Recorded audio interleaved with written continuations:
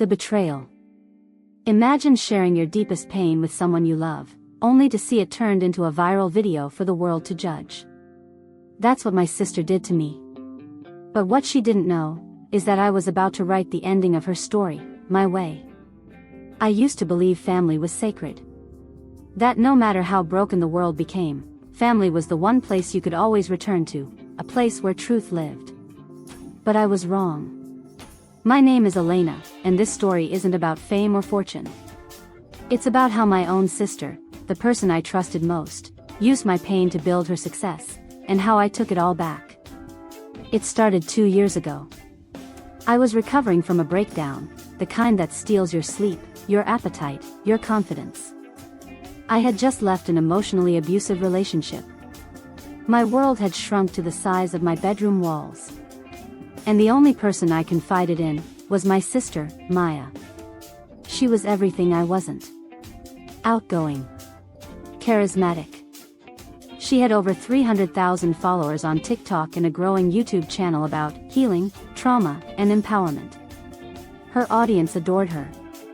She called herself the girl who found her voice. And me? I was the ghost behind her camera, the quiet sister she never mentioned. But then one night, I heard my own story, my exact story, told in her voice to millions. It happened on a Friday night. I was curled up on the couch, scrolling through YouTube, when her new video autoplayed. The title hit me like a punch to the stomach. He broke me, but I rose stronger, my story. At first, I smiled. I thought, finally, she's opening up. Maybe we're both healing. But as the video played, my smile disappeared. Every detail she described, the city, the relationship, the nights of crying, the scars, they weren't hers. They were mine. She used the exact words I'd written in my private journal, my therapy notes. The phrases I'd whispered through tears. Even the part where I said, I feel like a ghost that only exists when someone else looks at me. That was mine. And now, the world thought it was hers. Her video went viral overnight, 1.8 million views in 2 days. The comments poured in. You're so brave. Your story saved me. Maya, you're a warrior. Meanwhile, I sat there, invisible again, watching her take credit for my pain. The next morning, she came over for coffee, all smiles, humming as she stirred her drink. Can you believe it? She said. The video's blowing up. People are finally connecting with me. I stared at her, my voice trembling. Maya, that wasn't your story. She froze for a second, then laughed. Oh, come on, Elena. I mean, yes, I borrowed some of your experiences, but we're sisters. What's mine is yours, right? No. Not this. That was the moment I realized, my pain wasn't sacred to her. It was content. After that day, something inside me broke, but quietly. Like a glass shattering under a soft blanket. I stopped talking to her. Stopped watching her videos. But I couldn't escape her voice. Everywhere I went online, people were sharing her clips, motivational edits with my words. My friends would tag me saying, your sister's amazing. You must be so proud. I wasn't. I was hollow. But what hurt most was what came next. She started getting brand deals, podcasts, and interviews. Big ones. People wanted more. So she gave them more stories. Only this time, they weren't just about me. They were me. She told the world I'd tried to take my own life. That I'd begged her for help. That she'd saved me. Every lie made her more famous. Every fake tear built her empire. And every upload pushed me deeper into silence. But silence doesn't mean surrender. Sometimes it's just the sound before the storm. I spent months hiding, afraid to confront her, or anyone. But slowly, I started noticing cracks in her perfect world. Behind the scenes, she wasn't as confident as she appeared. She'd call me late at night, crying, terrified someone would find out she'd exaggerated things. I said nothing. I let her sweat. But then, she crossed a line I could never forgive. She released a book deal, called Broken Wings, My Journey from Pain to Power. On the cover, a photo of her, sitting on the edge of a bed, the exact position I'd written about in my therapy note. The quote beneath it? My silence almost killed me, until I turned it into art. My silence. My words. Her fame. That night, something inside me shifted. It wasn't rage. It was purpose. I decided I wasn't going to beg her to stop. I was going to take back my voice, and make sure the world knew the truth. If she built her fame on lies, I'd burn it all down, one truth at a time. I began small. I reopened my old blog, the one I hadn't touched in years, and started writing anonymously under the name, The Real Ghost. Each post was a reflection, raw, emotional, detailed. I didn't mention her by name, but every word carried my truth. And people noticed. The blog started gaining traction. Readers commented things like, "This feels too real to be fiction. Whoever you are, you've lived what she only pretends to understand." And then one night, someone connected the dots. A fan commented, "Wait, this sounds a lot like Maya's story, but written better. Are you related?" That comment exploded. My anonymous blog was suddenly at the center of speculation. TikTokers made videos comparing her book to my posts. Line by line. Same sentences. Same metaphors. Same pain. Her fans started turning on her. The truth had begun to surface, without me even saying her name. But this was just the beginning. Because I wasn't done yet. She stole my story to build her fame, but in part 2, I'll show you how I turned her empire against her, and made her beg for silence. The exposure. She thought she could silence me by taking my story and selling it. She didn't realize I'd been learning how to speak louder than her, quietly, strategically, and with a plan. This is how I exposed her empire. When the blog started getting attention, I felt the tiniest flicker of something I hadn't felt in a long time, power. Not the loud, flashy kind of power Maya loved, the kind that made her take center stage, but a quieter, more dangerous power. The power of truth. I knew if I rushed, if I made a big, dramatic reveal, Maya would spin the story back into her favor. She had PR people, a loyal audience, and the reflex to weaponize sympathy. I needed a strategy. I needed to be surgical. So I began to map everything. First, I recreated a timeline in a private folder, dates, videos, lines from her book, the tweets, the podcast interviews. I copied and pasted the exact phrases, the metaphors, the details that were uniquely mine. Then I saved my original documents, my journals, therapy notes, and voice memos I thought only I had ever heard. I organized them like evidence in a cold case.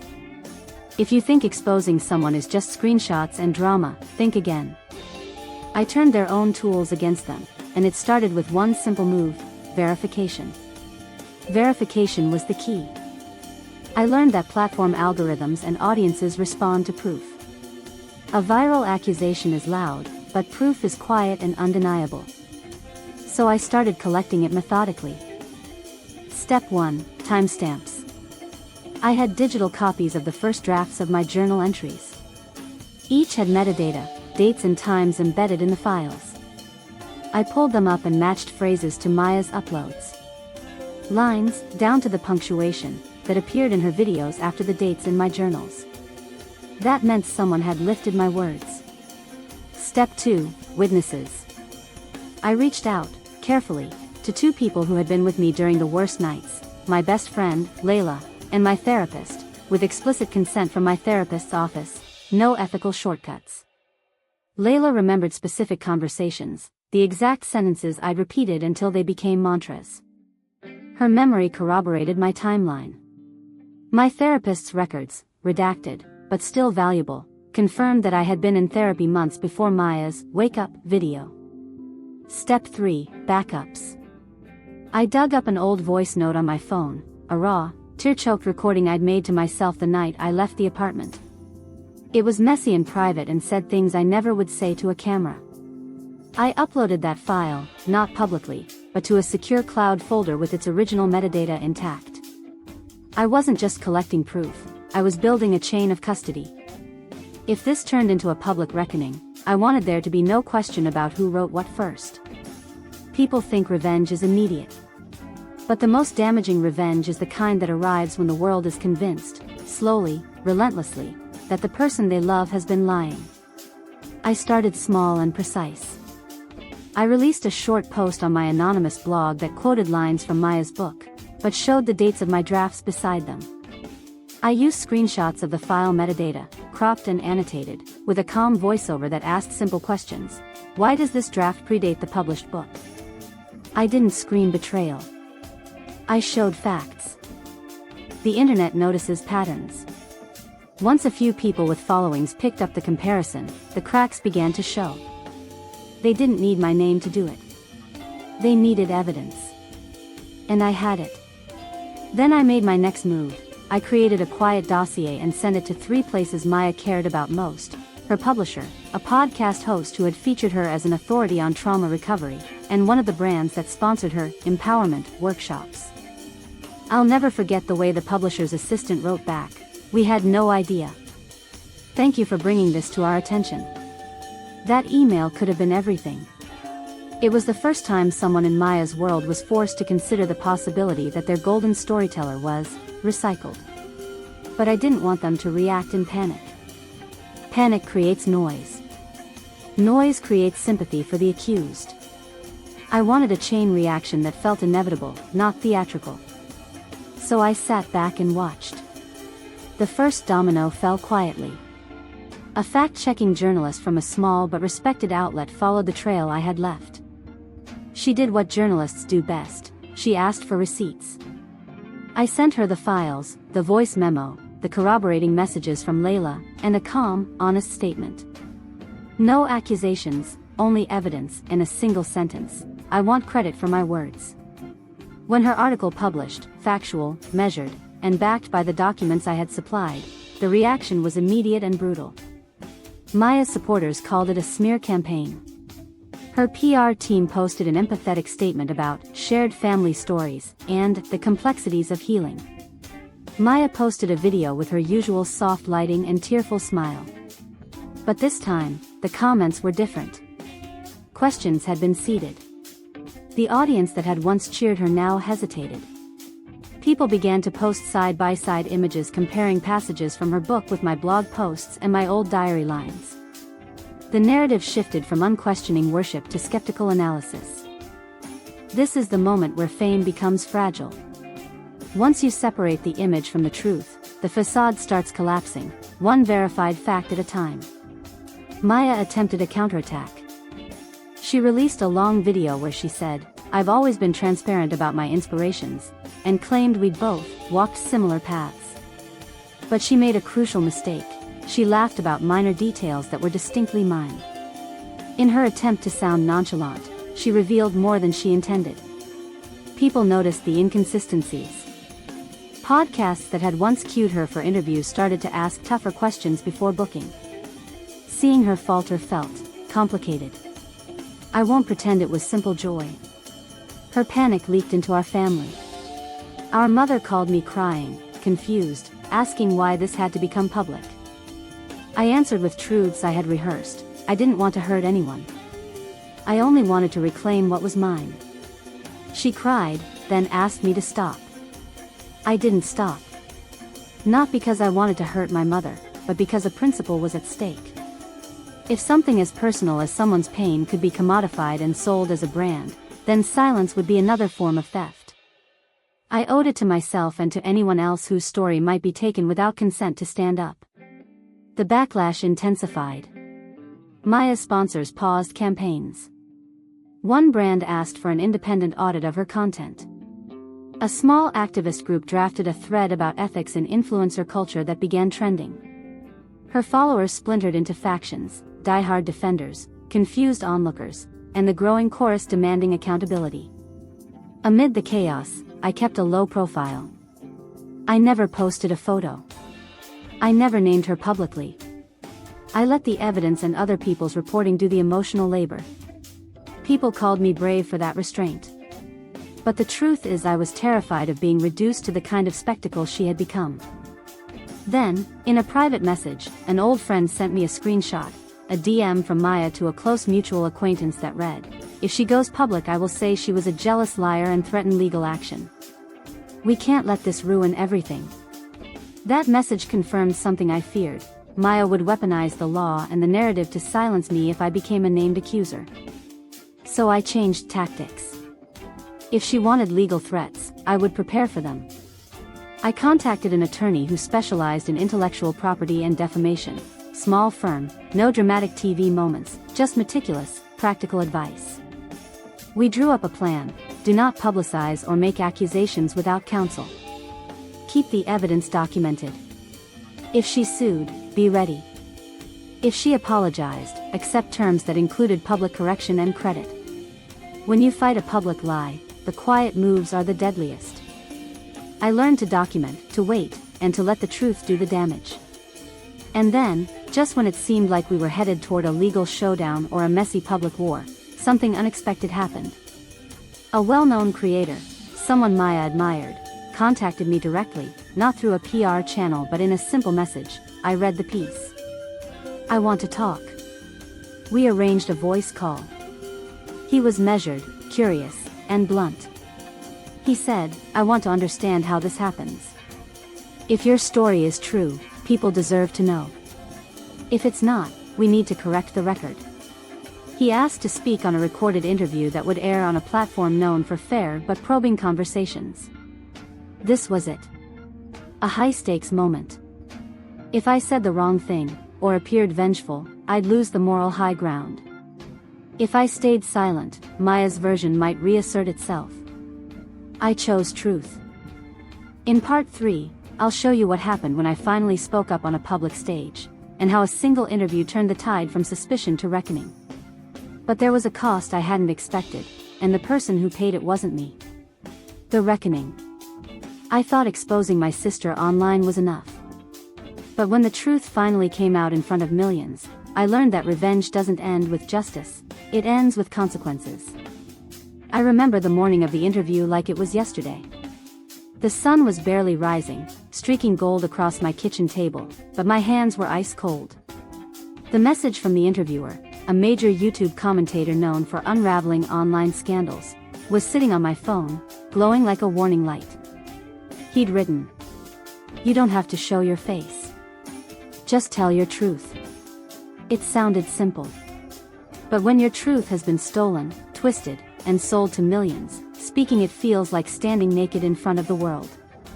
Still, I said yes. Because I realized something: staying silent wasn't protecting me anymore. It was protecting her. The interview was recorded in audio form, faceless, just my voice. The setup was minimalist, soft music, my words, and the interviewer's calm tone. He started gently. "So, tell me, what made you come forward?" I paused. You could hear it, the silence, the kind that carries years of betrayal. Then I said, "I came forward because my story was never hers to tell. And I'm done being a ghost in my own life." From there, I laid it all out: the journals, the timestamps, the book deal, the exploitation of my trauma. I didn't dramatize it, I didn't cry. I just told the truth, the way it really happened. Every pause, every tremor in my voice was real. The interviewer was stunned. He said, "So everything in her videos, every I and a me, was actually you?" I nodded softly. Yes. Every I was me. Every tear was mine. Every quote she used to heal others came from my pain. And the internet, they can tell when someone's lying.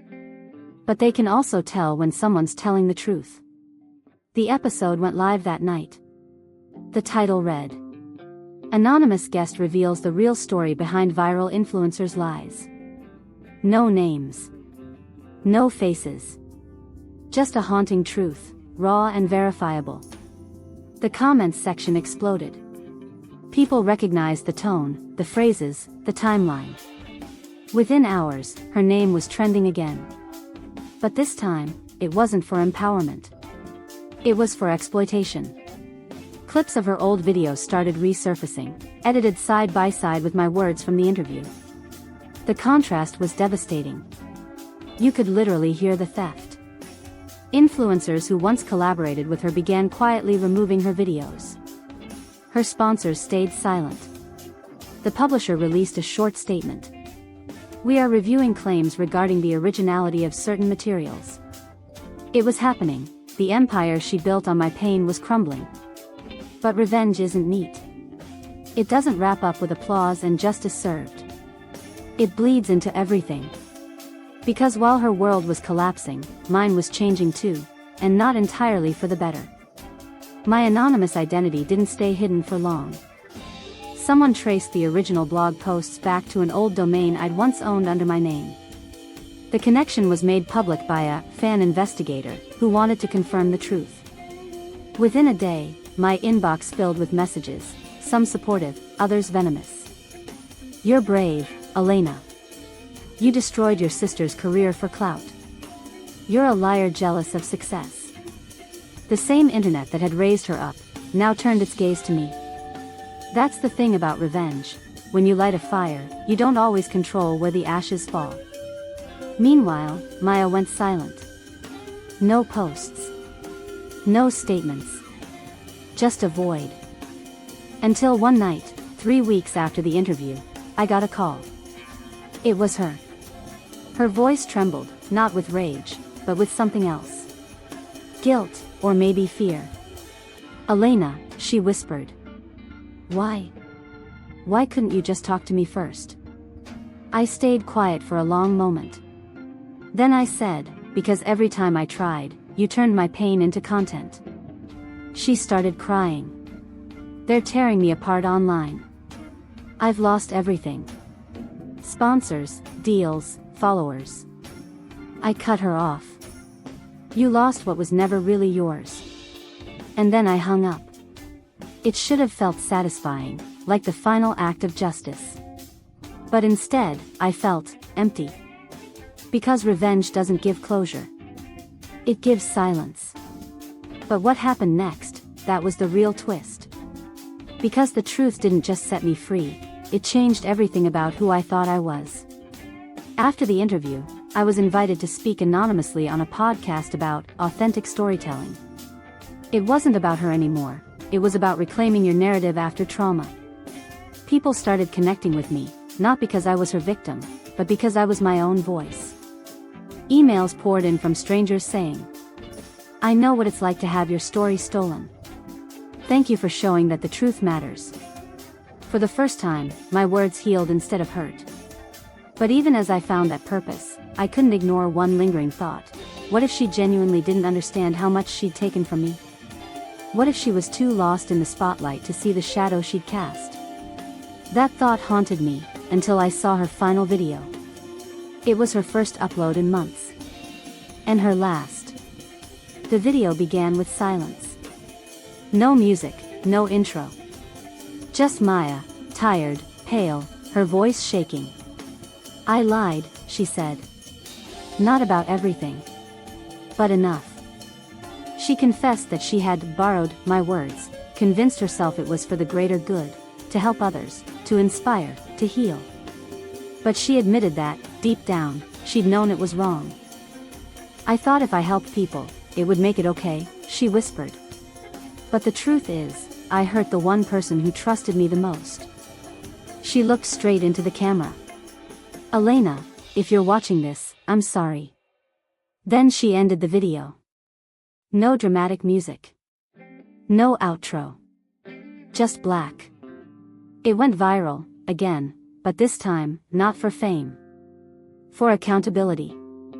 People flooded the comments with forgiveness, with empathy. Some still defended her, others condemned her. But for me, it didn't matter anymore. Because for the first time, I didn't need her apology. I thought the story ended there, her fall, my freedom. But I was wrong. Because what came next wasn't revenge. It was redemption, and it changed both of our lives forever. The redemption. Everyone loves a revenge story, until it ends. But what happens after the fire burns out? When you've destroyed the person who destroyed you, what's left to save? This is how I took back not just my voice, but my life. For weeks after Maya's apology video, I lived between silence and disbelief.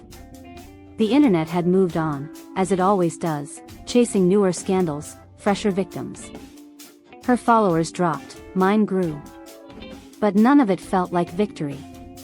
The morning her video hit 5 million views, I sat on my porch with a cup of coffee that had gone cold hours ago.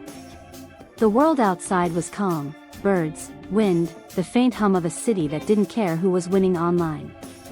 And I realized something: I hadn't won anything at all. Because winning meant I still thought we were playing the same game. Revenge had given me noise. What I needed was peace. That afternoon, I deleted the folder named Proof for Exposure. All the screenshots, the notes, the files, gone. It wasn't erasing the past, it was releasing it.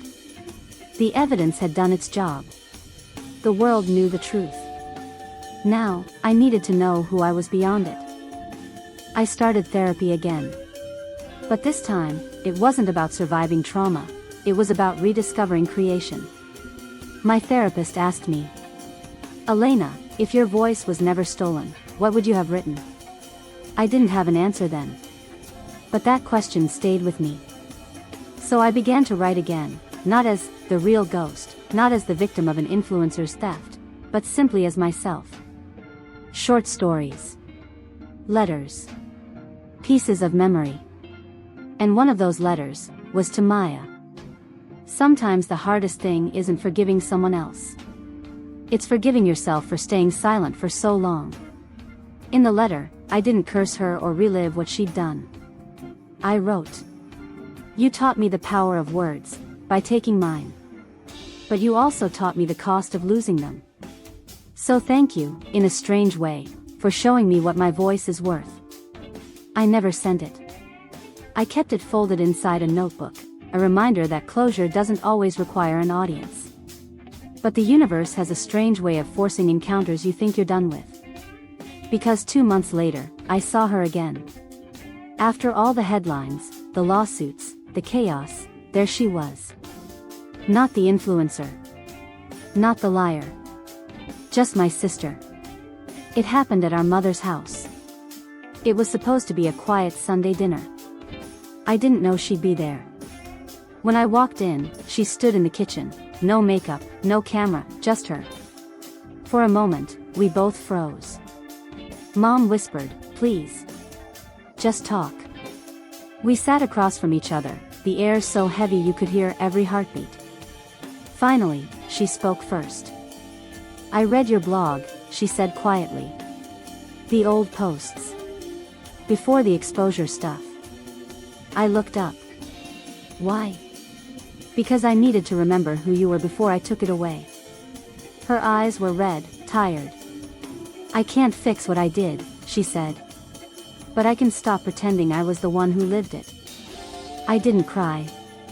I didn't scream. I just said, "That's all I ever wanted."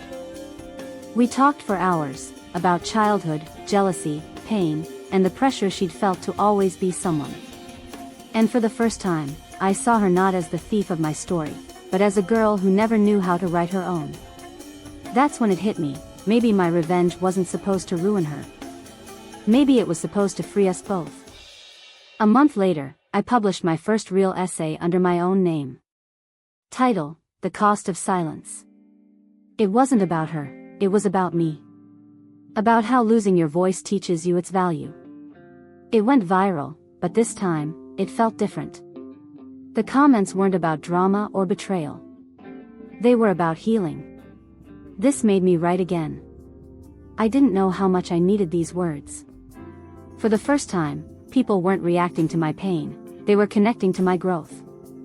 And quietly, unexpectedly, Maya shared the essay on her page. No caption. No tag. just a link. It was her way of saying I see you. We'll never be what we once were, not the kind of sisters who share secrets and laughter without weight. But we became something else, two people finally living their own stories. Revenge gave me power. Forgiveness gave me peace. And owning my story gave me life. Today, I speak at small workshops about creative ownership and emotional truth. Not as an influencer. Not as a survivor.